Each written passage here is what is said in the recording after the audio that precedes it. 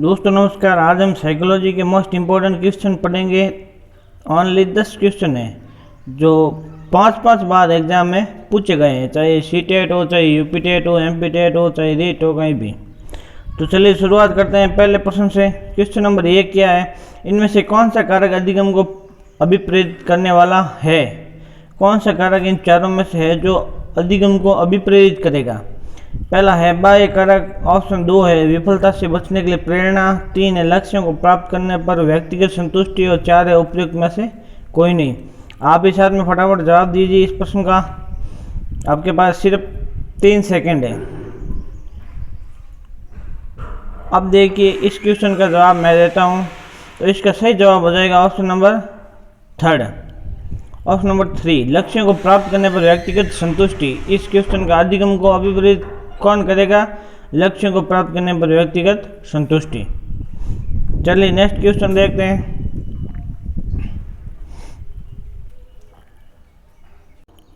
अब देखिए question number 2। Vygotsky ने बच्चों के अधिगम में निम्नलिखित कारकों में से किसी एक पर ज्यादा जोर दिया है?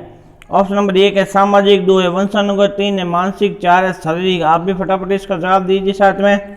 आपके पास सिर्फ 3 सेकंड है।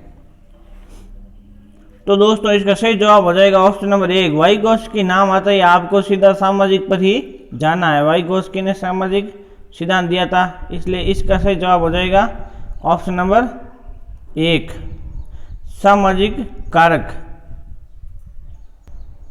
आगे चलिए दोस्तों नेक्स्ट क्वेश्चन लेते हैं। क्या है अगला प्रश्न? देखिए बुद्धि लब्धि परीक्षण में 16 साल के एक बच्चे का स्कोर 75 है, उसकी मानसिक आयु क्या होगी? तो इसका फॉर्मूला आपको पता ही है, MA/CA × 100। ये इसका फॉर्मूला है। तो बराबर में हमें 75 करना है और MA की जगह x लिखना है और CA इसमें दी गई है 16। तो इस फॉर्मूले से हम इसको ज्ञात कर सकते हैं। तो इसका कैलकुलेशन करने के बाद सही जवाब होगा ऑप्शन नंबर 4 12 वर्ष। देख लीजिए आप इसका आंसर। अब देखिए फटाफट अगला क्वेश्चन। निम्न में से कौन सा विकल्प विद्यालय आधारित मूल्यांकन के आधार पर सही नहीं है? कौन सा विकल्प है जो विद्यालय आधारित मूल्यांकन के आधार पर सही है? सही है, सही नहीं है, नहीं है, सही है। तो चलिए इसके ऑप्शन देखते हैं। एक ऑप्शन नंबर 1 राष्ट्रीय मानकों को प्राप्त करने में बाधक है, सभी विद्यार्थियों को निदान के माध्यम से अधिक जानने में मदद करता है, शिक्षा बोर्डों की जवाबदेही कम करता है, या उपयुक्त में से कोई नहीं। तो कौन सा कारक है जो विद्यालय आधारित मूल्यांकन के आधार पर सही है? सही कौन सा कारक है? तो इसका जवाब हो जाएगा ऑप्शन नंबर 2 सभी विद्यार्थियों को निदान के माध्यम से और अधिक जानने में मदद करता है। चलिए दोस्तों नेक्स्ट क्वेश्चन देखते हैं। ये देख लीजिए प्रश्न नंबर 4। बच्चे कैसे सीख सकते हैं? निम्न में से कौन सा विकल्प इस संबंध में सत्य नहीं है? यहाँ पर ध्यान देना आपको, सत्य नहीं है। बच्चे कैसे सीख सकते हैं? निम्न में से कौन सा विकल्प इस संबंध में सत्य नहीं है? फटाफट आप जवाब दीजिए। आपके पास सिर्फ 3 सेकंड है। बच्चे कई तरीके से सीख सकते हैं। बच्चे केवल कक्षा में ही सीख सकते हैं। बच्चे सीखने के लिए स्वाभाविक रूप से प्रेरित होते हैं। बच्चे तब सीखते हैं जब वे संज्ञानात्मक रूप से तैयार होते हैं। तो इस प्रश्न का बिल्कुल आसान जवाब है बच्चे केवल कक्षा में ही सीख सकते हैं। यह बात सत्य नहीं है। चलिए नेक्स्ट क्वेश्चन देखते हैं।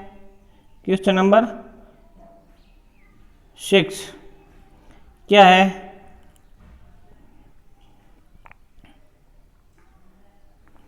देखिए अगला प्रश्न। निम्न में से कौन सा सूक्ष्म गति कौशल का उदाहरण है? सूक्ष्म गति कौशल कौन सा है? कूदना, लिखना, दौड़ना या चढ़ना? इन चारों में से सूक्ष्म गति कौशल कौन सा है? फटाफट जवाब दीजिए आप 3 सेकंड में। तो इसका सही जवाब हो जाएगा दोस्तों ऑप्शन नंबर 2 लिखना एक सूक्ष्म गति कौशल का उदाहरण है। बाकी सब दीर्घ कौशल है, ये सूक्ष्म गति कौशल है। बाकी कूदना, दौड़ना, चढ़ना ये सूक्ष्म गति कौशल का उदाहरण नहीं है। चलिए नेक्स्ट क्वेश्चन लेते हैं। इसके चारों ही ऑप्शन यहाँ पर है नहीं, सॉरी। किसने सबसे पहले बुद्धि परीक्षण का निर्माण किया? David Wechsler, Charles Darwin, Robert Sternberg. यहाँ पर आप 3 ऑप्शन देख लीजिए, चौथा नीचे है, मैं आपको बता दूंगा। किसने सबसे पहले बुद्धि परीक्षण का निर्माण किया? David Wechsler, Charles Darwin, Robert Sternberg और अल्फ्रेड बिने। तो आपको सबको पता ही है कि इसका तो अल्फ्रेड बिने ही होगा। तो इसका जवाब हो जाएगा ऑप्शन नंबर 4। आगे देखिए क्वेश्चन नेक्स्ट। एक विकलांग बच्चा पहली बार विद्यालय आता है तो एक शिक्षक को निम्न में से क्या करना चाहिए? नंबर 1, उसकी विकलांगता के अनुसार उसे एक विशेष स्कूल में भेजना चाहिए, अन्य छात्रों से उसे दूर रखना चाहिए, ये सबसे पहले एक प्रवेश परीक्षा का संचालन करना चाहिए, या सहयोगी विद्या विकसित करने के लिए सहयोगी योजना विकसित करने के लिए बच्चे के अभिभावकों के साथ चर्चा करनी चाहिए। इसका सही जवाब क्या होगा? आप फटाफट इसका जवाब दीजिए। एक विकलांग बच्चा पहली बार विद्यालय आता है तो एक शिक्षक को निम्न में से क्या करना चाहिए? तो इसका सही जवाब हो जाएगा ऑप्शन नंबर 4, सहयोगी योजना विकसित करने के लिए बच्चे के अभिभावकों के साथ चर्चा करनी चाहिए। चलिए अगला क्वेश्चन लेते हैं। क्वेश्चन नंबर 9, 2 शिक्षार्थी भाषा सीख रहे हैं। एक शिक्षार्थी अपनी मातृभाषा सीख रहा है, दूसरा शिक्षार्थी एक भाषा दूसरी भाषा के रूप में सीखता है। दोनों किस प्रकार की गलतियां समान रूप से कर सकते हैं? बहुत शानदार क्वेश्चन है और कई बार एग्जाम में पूछा गया है। थोड़ा सा जूम इन करके बता देता हूं मैं। 2 शिक्षार्थी भाषा सीख रहे हैं। एक शिक्षार्थी जो अपनी मातृभाषा सीख रहा है और दूसरा शिक्षार्थी उसी भाषा को दूसरी भाषा के रूप में सीखता है। दोनों किस प्रकार की गलतियां समान करेंगे? अति सामान्यकरण, विकासात्मक, सरलीकरण या उपयुक्त 1, 2 और 3 में से कोई नहीं। फटाफट इसका जवाब दीजिए और कमेंट बॉक्स में। तो इसका सही जवाब हो जाएगा ऑप्शन नंबर 2, दोनों ही विद्यार्थी विकासात्मक रूप से समान गलतियां करेंगे। आगे चलिए नेक्स्ट क्वेश्चन लेते हैं। नेक्स्ट और लास्ट